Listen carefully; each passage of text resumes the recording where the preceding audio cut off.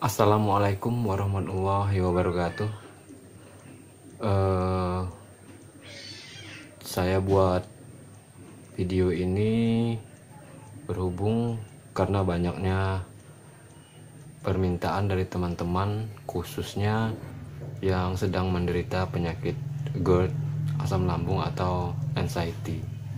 Nah, dengan berbagi pengalaman ini, semoga video ini dapat memberikan solusi kepada teman-teman yang mungkin sudah sembuh atau sedang mengalami penyakit tersebut.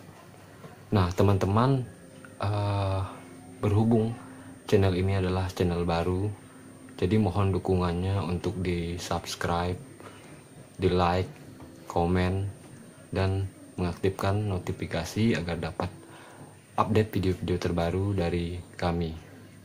Oke, yang pertama saya akan menjelaskan apa itu penyakit asam lambung, GERD atau anxiety. Seperti yang kita ketahui, untuk penyakit asam lambung sendiri itu adalah sebuah berlebihan zat asam pada lambung kita yang naik ke atas, sehingga menyebabkan beberapa gejala seperti nyeri di dada, tidak enak pada perut, terus perut panas, dada panas, tenggorokan ini serasa sangat sakit di punggung, sakit di tulang belakang, bahkan kadang gangguannya langsung ke kepala seperti pusing, keliengan, dan lain sebagainya. Mungkin bagi teman-teman yang pernah mengalami sakit asam lambung memang sangat-sangat tersiksa ya, apalagi dibarengi dengan anxiety atau kecemasan yang berlebih. Tapi rata-rata pada umumnya orang yang mengalami GERD atau asam lambung selalu berhubungan dengan anxiety atau kecemasan berlebih.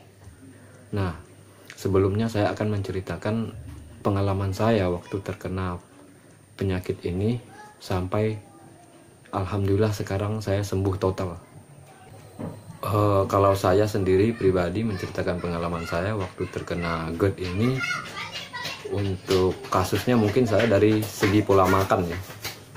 Saya pribadi terus terang adalah seorang perokok, seorang pengopi, dan sering makan mie instan dengan selera-selera yang pedas. Nah, jadi pada suatu hari saya merasa tidak enak sama badan ini, lemas, lesu, letih. Jadi saya timbul tanda tanya besar, sebenarnya ini saya ada penyakit apa gitu.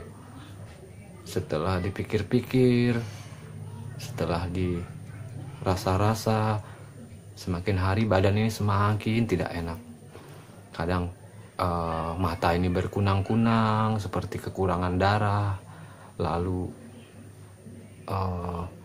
kepala sering pusing, kaki lemas, tangan dingin. Nah, pada suatu hari kalau tidak salah itu tanggal 24 Februari 2020, sekitar 3 bulan yang lalu, saya mencoba memberanikan diri untuk pergi ke sebuah puskesmas yang berada di kota saya.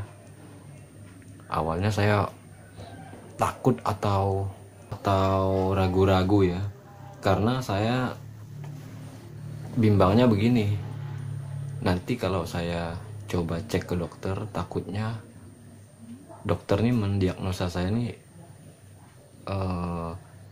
sebagai dapat penyakit-penyakit yang berat-berat gitu. Di situ saya sudah tidak menyadari bahwa saya ini udah menderita anxiety atau kecemasan yang berlebih.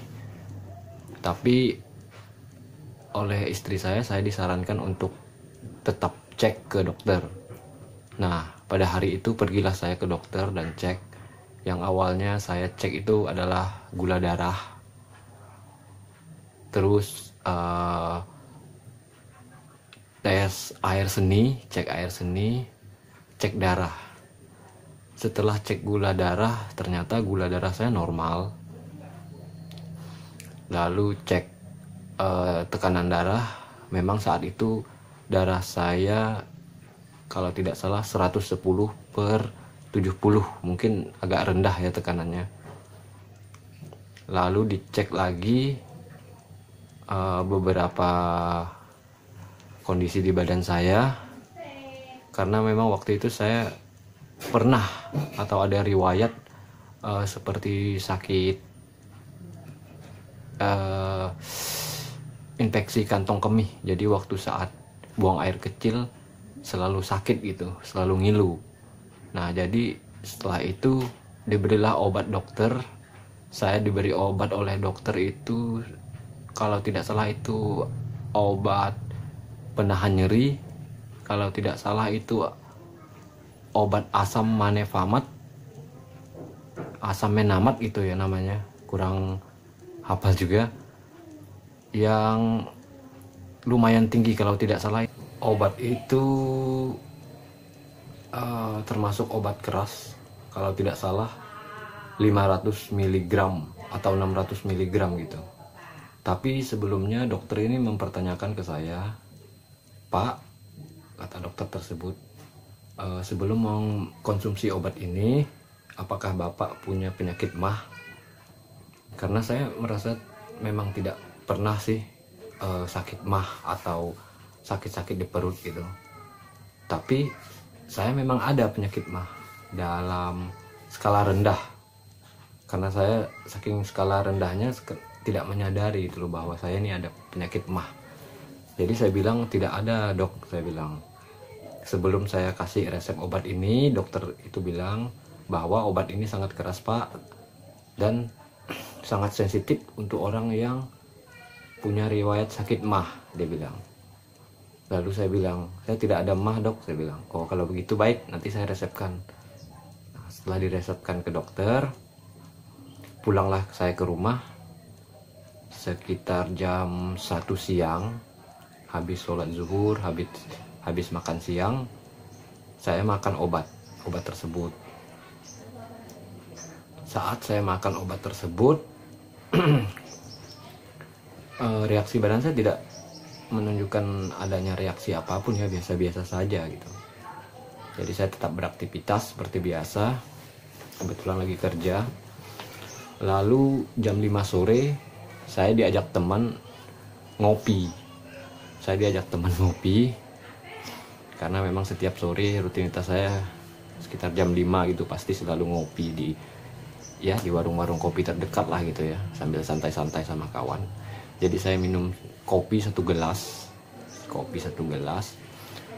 Waktu saya minum kopi satu gelas tuh, sehabis satu gelas tuh, pas habis saya pulang ke rumah. Nah, saat saya pulang ke rumah itu memang ada perasaan yang gimana ya, rasa beda gitu loh di tubuh saya ini. Ini sepertinya ada apa ya gitu ya.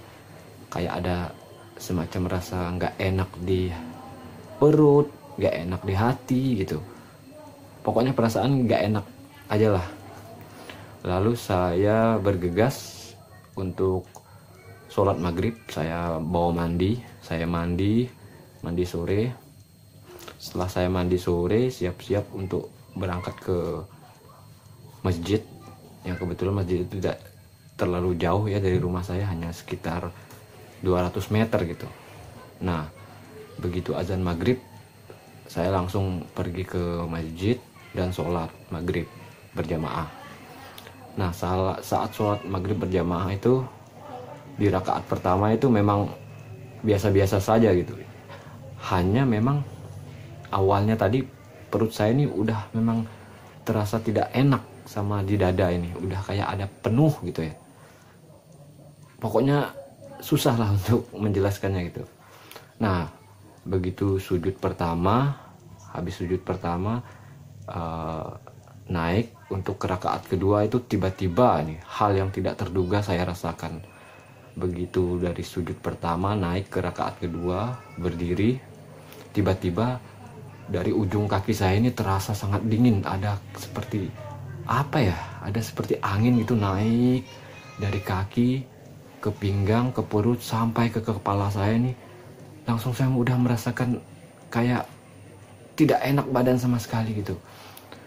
Yang lebih menakutkan lagi, tiba-tiba perut saya ini semakin tidak enak gitu. Semakin tidak enak. Tiba-tiba timbul saya rasa cemas. Dalam sholat ini timbul rasa cemas. Ini saya ini kena apa gitu, di dalam hati ini ngomong gitu. Ini saya ini kena apa sih, kata saya kan. Jadi seperti ada yang tidak enak gitu. Cemas, semakin cemas. Seperti perasaan ini melayang-layang. Dan dibarengi langsung dada saya ini, jantung saya ini tiba-tiba berdetak lebih laju gitu. Berdetak lebih laju, duk, sehingga saya mengalami sesak napas di situ. Lalu saya berpikiran, ya Allah, apa yang terjadi pada diri saya ini, ya Allah. Saya langsung ngomong dalam hati waktu dalam keadaan sholat, apakah saya akan meninggal ya Allah gitu. Saya langsung berpikiran seperti itu. Jantung saya berdebar, tangan saya bergetar-getar. Pokoknya debarannya hebat sekali lah. Hebat sekali itu. Itu pengalaman yang tidak bisa saya lupakan. Tapi begitu ruku di rakaat kedua itu, debarannya mulai hilang. Debar mulai hilang, napas yang sesak mulai kembali, sampai akhirnya saya selesaikan sholat tersebut sampai salam, dan saya langsung buru-buru pulang ke rumah dengan kondisi keringat dingin, muka pucat, tangan bergetar-getar. Gitu saya pulang ke rumah, begitu buka pintu, istri saya langsung kaget melihat saya. Bapak, ada apa Pak? Kata istri saya. Kok pucat? Saya langsung jelaskan hal yang baru saya alami. Lalu saya langsung pergi lagi ke dokter untuk tensi darah. Begitu tensi darah, ternyata darah saya itu 150/80.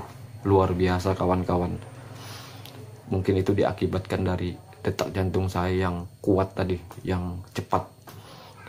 Lalu saat itu juga dokter menyarankan saya minum obat penurun darah. Katanya saya ini terserangan hipertensi. Karena sebelumnya saya tidak menyadari, setelah saya makan obat asam manepamat dan kopi itu, bahwa reaksinya seperti itu. Saya tidak menyadari dan saya tidak menjelaskan hal itu kepada dokter.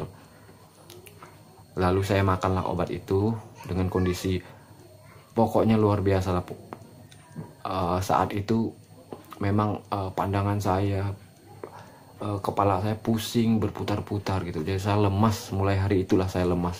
Saya ingat itu tanggal 24 Februari 2020. Kejadiannya tuh selesai sholat maghrib, pas sholat maghrib. Jadi setelah dikasih obat penurun darah, saya mulai rileks. Dan keesokan harinya saya bangun dengan kondisi badan yang sudah seperti lemas, tidak berdaya, dan seperti tidak ada lagi tidak ada lagi semangat untuk hidup gitu loh. Tidak, sama sekali tidak bergairah, tidak bersemangat.